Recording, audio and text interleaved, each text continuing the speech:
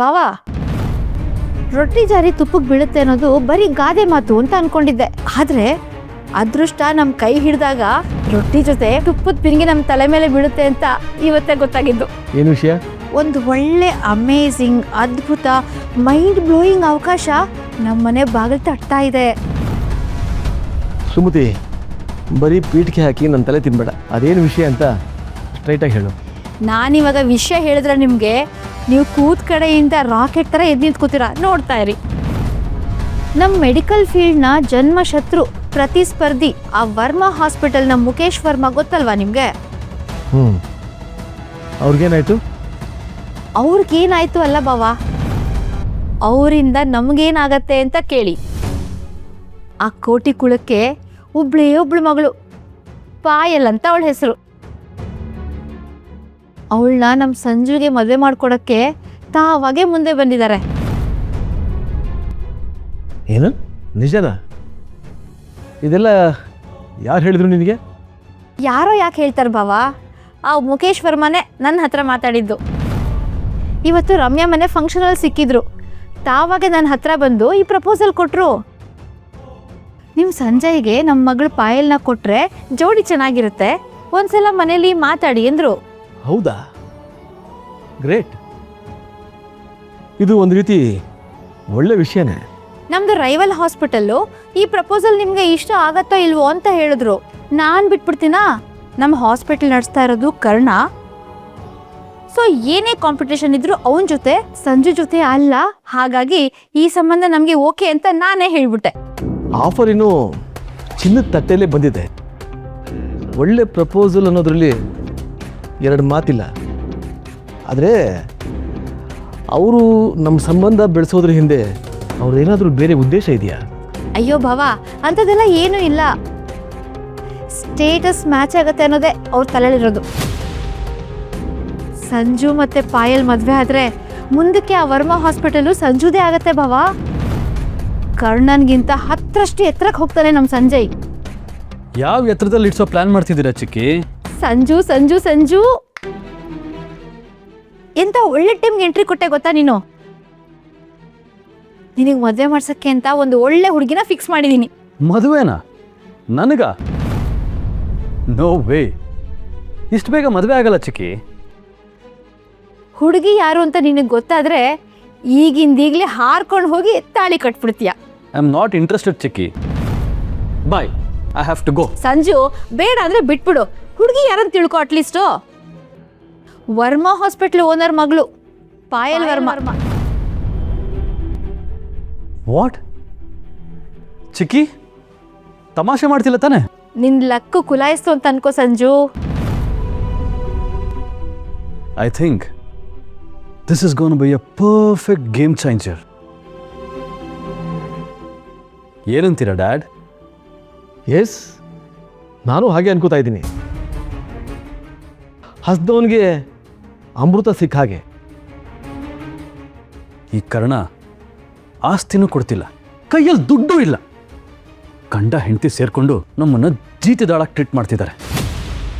ನಿಧಿ ಬಂದ್ಮೇಲಂತೂ ಕರ್ಣ ಸಿಕ್ಕಾಪಟ್ಟೆ ಬದಲಾಗ್ಬಿಟ್ಟ. ಇನ್ನು ಮುಂದೆ ಹೀಗಾಗಲ್ಲ ಚಿಕ್ಕಿ. ಮದುವೆ ಆದಮೇಲೆ ವರ್ಮಾ ಹಾಸ್ಪಿಟಲ್ನ ವಸಿಷ್ಠ ಹಾಸ್ಪಿಟಲ್ನ ಕೊಲಾಬ್ರೇಟ್ ಮಾಡೋಣ. ಏನಂತೀರಾ ಡ್ಯಾಡ್? Brilliant idea Sanju. ತನ್ನನ್ನು ಬಿಟ್ಟರೆ ಯಾರೂ ಇಲ್ಲ ಅಂತ ಮೆರಿತಾ ಇದ್ದಾನಲ್ಲ ಆ ನಾಯಿ, ಆ ನಾಯಿಗೆ ಸರಿಯಾಗಿ ಮೂಗ್ದಾರ ಹಾಕೋ ಸಮಯ ಇದು. ಎಸ್ ಡ್ಯಾಡ್, ರಿವೆಂಜ್ ತೀರಿಸ್ಕೊಳ್ಳೋದಕ್ಕೆ ಇದಕ್ಕಿಂತ ಬೆಟರ್ ವೇ ಸಿಗಲ್ಲ. ಸುಮತಿ, ಕಬ್ಬಣ ಕಾದಾಗಲೇ ಬಡಿಬೇಕು. ನೀನು ಸಂಬಂಧ ಬೆಳೆಸೋದಕ್ಕೆ ಮಾತನ್ನ ಮುಂದುವರಿಸು. ಎಸ್ ಬಾವಾ, ಡೆಫಿನೆಟ್ಲಿ. ಸಂಜು, ಕಂಗ್ರ್ಯಾಚುಲೇಷನ್ಸ್. ಥ್ಯಾಂಕ್ಸ್ ಚಿಕ್ಕಿ, ಥ್ಯಾಂಕ್ ಯು ಸೋ ಮಚ್.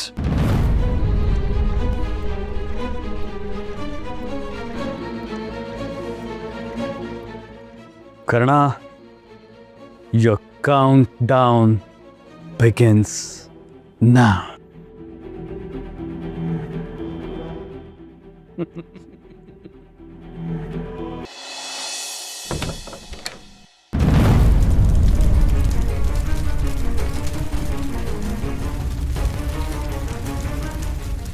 ಇದಕ್ಕೆ ಮಾತ್ರ ಹೆಂಗೆ ಬೆಂಕಿ ಹತ್ಕೋತು?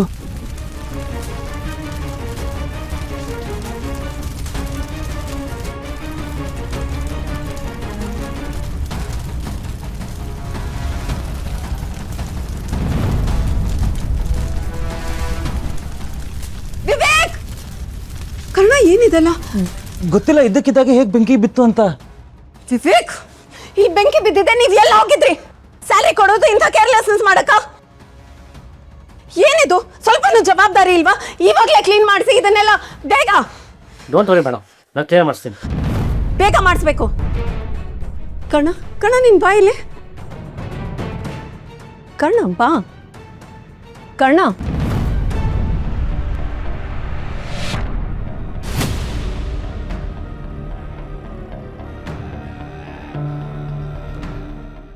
ಕರ್ಣ, ನೀನು ಟೆನ್ಷನ್ ಮಾಡ್ಕೋಬೇಡ, ಎಲ್ಲ ಸರಿ ಮಾಡೋಣ. ಏನೋ ಶಾರ್ಟ್ ಸರ್ಕ್ಯೂಟ್ ಆಗಿರ್ಬೋದು. ಪುಣ್ಯಕ್ಕೆ ಇಷ್ಟಕ್ಕೆ ಮುಗೀತಲ್ಲ, ಥ್ಯಾಂಕ್ ಗಾಡ್. ನಿನ್ನ ಜೀವಕ್ಕೇನೂ ಆಗಿಲ್ವಲ್ಲ? ನೀನು ಯಾಕೆ ಅಲ್ಲಿ ಹೋದೆ? ಯಾವುದೋ ಹಳೆ ಡಾಕ್ಯುಮೆಂಟ್ ಬೇಕಿತ್ತು, ಅದಕ್ಕೆ ಬಂದಿದ್ದೆ. ಆದರೆ ನಾನು ಬರೋ ಜಸ್ಟ್ 1 ನಿಮಿಷದ ಮುಂಚೆ ಇದು ಮಾಡಿದ್ದಾರೆ ಅಂದರೆ ಯಾರೋ ಬೇಕು ಅಂತಲೇ ಮಾಡಿದ್ದಾರೆ ಅಂತ ಅರ್ಥ. ಅಲ್ಲ ಕರ್ಣ, ನಮ್ಮ ಹಾಸ್ಪಿಟಲ್ ಸ್ಟೋರ್ ರೂಮ್ಗೆ ಯಾಕೆ ಬೆಂಕಿ ಹಚ್ತಾರೆ? ಅಂಥದ್ದು ಏನಿದೆ ಅಲ್ಲಿ? ಏನೋ ಆಕಸ್ಮಿಕವಾಗಿ ಬೆಂಕಿ ಬಿದ್ದಿದೆ, ನಿನ್ನ ತಲೆ ಕೆಡ್ಸ್ಕೋಬೇಡ. ಇಷ್ಟೊಂದು ಕೋಇನ್ಸಿಡೆನ್ಸ್ ಆಗೋಕ್ಕೆ ಹೇಗೆ ಸಾಧ್ಯ? ಈಗ ಆಗೋಗಿದೆ. ಮಿಂಚೋಗಿರೋ ಕಾಲಕ್ಕೆ ಚಿಂತೆ ಮಾಡಿ ಫಲ ಇಲ್ಲ. ಚಿಂತೆ ಮಾಡಬೇಡ ಕರ್ಣ. ನಿನ್ನ ಕೈಗೇನಾದರೂ ಸಿಗಬೇಕು ಅಂತಿದ್ರೆ ಅದು ಯಾವ ರೂಪದಲ್ಲಾದರೂ ಸಿಗತ್ತೆ. ಬಾ ಹೋಗೋಣ ಕರ್ಣ, ಬಾ ಹೋಗೋಣ.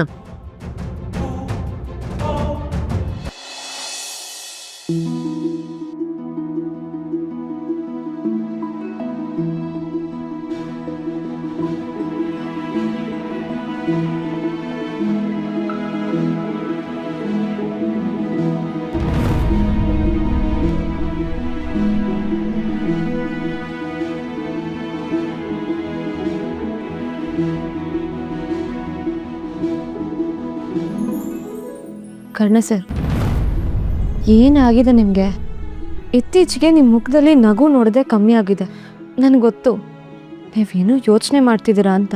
ನಿಧಿ, ಇದೆಲ್ಲ ಯಾಕೋ ನನಗೆ ಆಕಸ್ಮಿಕ ಅಂತ ಅನ್ನಿಸ್ತಾ ಇಲ್ಲ.